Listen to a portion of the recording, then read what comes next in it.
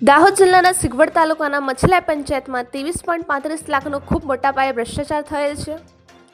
અરજદાર દ્વારા અરજી કરવાથી તપાસ કરવામાં આવેલી પણ અરજદારને ન્યાય મળેલ નથી, ત્યારે આમ આદમી પાર્ટીના સંગઠન મંત્રી નરેશભાઈ પી બારિયાની પ્રતિક્રિયા સામે આવી છે।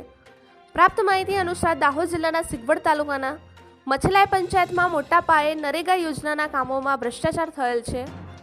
અરજદાર દ્વારા અરજી કરવામાં આવી હતી, ત્યારે વહીવટીતંત્ર દ્વારા તપાસ કરવામાં આવી હતી, પરંતુ અરજદારને ન્યાય મળેલ નથી, ત્યારે આમ આદમી પાર્ટીના સંગઠન મંત્રી નરેશભાઈ પી બારિયા દ્વારા પ્રતિક્રિયા સામે આવી છે।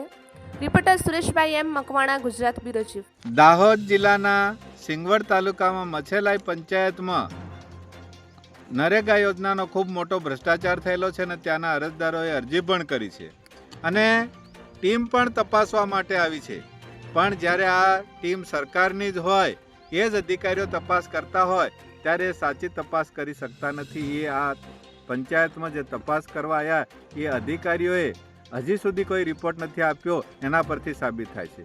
અરજદારોએ માંગણી કરી છે, ત્યાં મરી ગયેલાના નામે પણ પૈસા ઉપડી ગયેલા છે અને જે આરસીસી રોડ બન્યા છે તો 10 મીટરનો કે 20 મીટરનો રસ્તો એનો ફોટો પાડીને 400 મીટરના રૂપિયા ખવાઈ ગયા છે। આવા વિવિધ કામોમાં ભ્રષ્ટાચાર ખૂબ મોટો થયો છે, પણ અધિકારીઓ એમાં કોઈ પણ પ્રકારનો સહયોગ આપવા તૈયાર નથી અને જે અધિકારીઓ સસ્પેન્ડ થાય તેમને એ લોકો પગલાં લેવા તૈયાર નથી। તો મારી સરકારને અપીલ છે કે ભાઈ આ ભ્રષ્ટાચાર કઈ રીતે આવો ચાલ્યા કરશે અને લોકોને ન્યાય ક્યારે મળશે?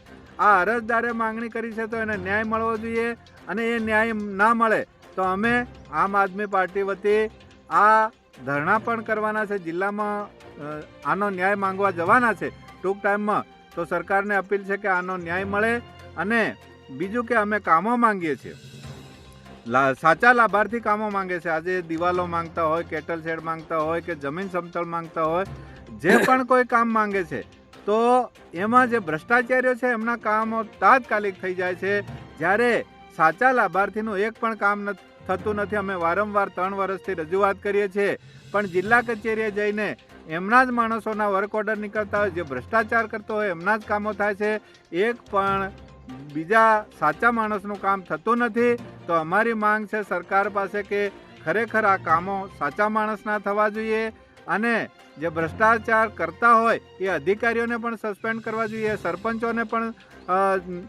જે તે શિક્ષા થવી જોઈએ અને તલાટીને પણ સસ્પેન્ડ કરવા જોઈએ, એવી અમારી માંગ છે। સર, મછેલા પંચાયતે જે ભ્રષ્ટાચાર થયેલો છે એની અંદર લાભાર્થીને જે સાચો ન્યાય ના મળે તો તમારી આગળની રણનીતિ શું રહેશે?